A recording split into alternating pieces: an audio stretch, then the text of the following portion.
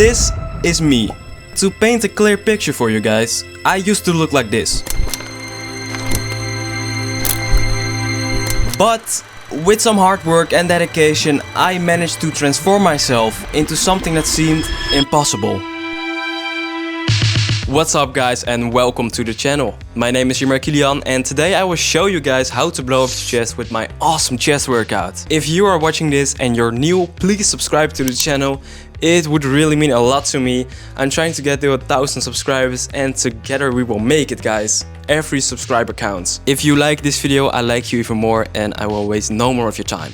Let's do this. For this chest workout, we're doing only 2 chest exercises with a maximum of 6 sets. Doing more than 6 working sets really is unnecessary. The only thing you're gonna get from that is being more fatigued and you have more soreness. With every chest workout, I like to focus on the upper part of the chest and the middle part of the chest, and why I leave the bottom part of the chest out, I will explain in a minute. Every exercise that is focused on the middle part of the chest have shown to increase muscle mass on the upper part and also the bottom part of the chest. If you take a look at the chest from the side, you'll see that the shape droops down a little bit.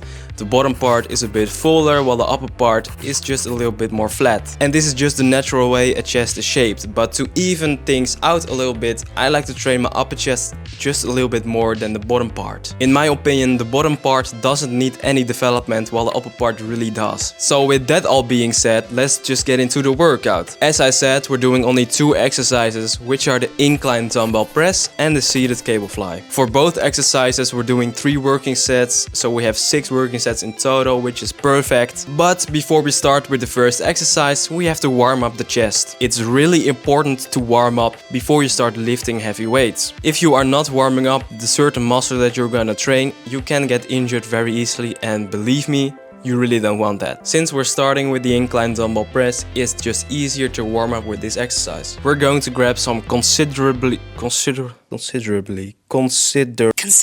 lightweight, and you're going to stop at 12 reps, but you should be having 6 or 8 more reps in the tank. So for me, this was 2 dumbbells of 24 kilograms. After the 12 reps, we're going to rest no longer than a minute. Then we're going to grab the next weight, which should be a little bit heavier, and again we're doing 12 reps with this. For me, this was 32 kilograms, and now we have also completed the warm-up. Before we start the first working set, we are going to rest for about 3 minutes. Now choose the weight where you think you can do at least 6 to 8 reps with. With all the working sets in this whole workout, we're trying to aim between the 6 and 10 reps. And in between every working set, we're going to rest for about 3 minutes. If you were able to do 10 reps on the first working set, you could grab some heavier dumbbells to try and aim for 6 reps. And this is exactly what I did. For the second set, I grabbed some heavier dumbbells, and for the third set, I used the same ones as in the second set. And always make sure your form stays consistent even when lifting heavy weight.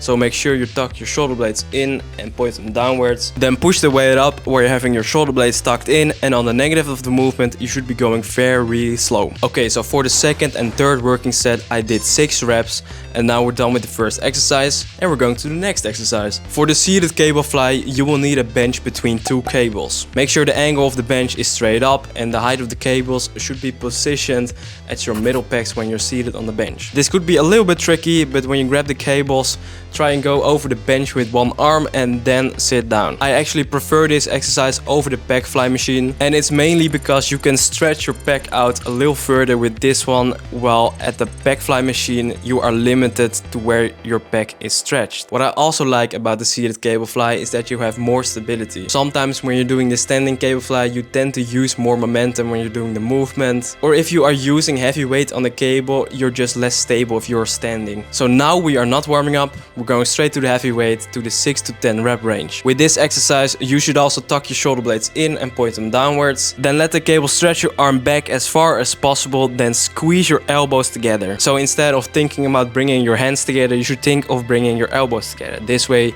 you can target your chest more. If you are doing this exercise and you realize you can do more than 10 reps, you really should increase the weight a little bit. And again, we're taking 3 minutes rest in between every set. And I kept using the same weight with every set because I was getting 7 reps each time.